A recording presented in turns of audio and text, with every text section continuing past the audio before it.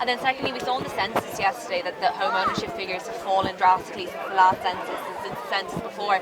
Is that indicative of the failure of this government? Well, firstly, the home ownership figures haven't fallen drastically. Actually, they've levelled off. We've seen home ownership in decline actually since about 1991. We've seen a slight decrease over the last 6 years. That's why I've brought in measures like the First Home Scheme, which has supported about 1,600 households to buy their own scheme by the state taking the equity in between the finance they have and what they need to buy the homes.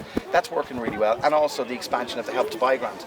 39,000 households, their tax back in their pocket. Two measures, I might add, that the main opposition party, Sinn Féin, have said they would abolish. They are the crucial supports for people. I believe in home ownership, my party does and this government does. And that's why we saw last year nearly 1 in 2 new properties actually were bought by first-time buyers. We've seen over 10,000 first-time buyers drawdowns in mortgages actually in the first quarter of this year.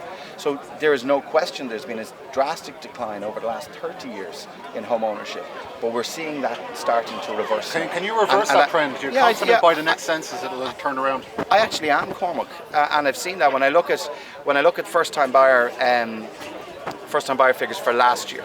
And there are many people who didn't feel that they would be able to buy a home who are now able to buy a home. And that's twofold, because of the supports we're putting in place, but because we're seeing increased supply.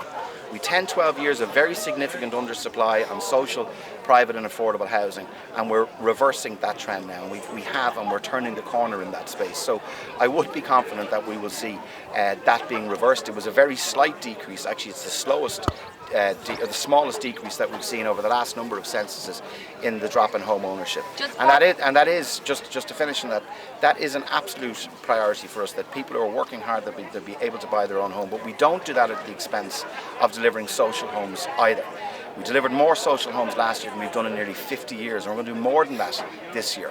You don't turn the situation overnight in 1 year of housing for all, but we made good progress last year, and we're going to use last year as a good foundation to build on more progress for this year. Even in a high interest rate environment, and with all the difficulties that we have had, the Housing for All plan is robust in that sense, and we have €4.5 billion of capital that we're investing this year in housing for our people.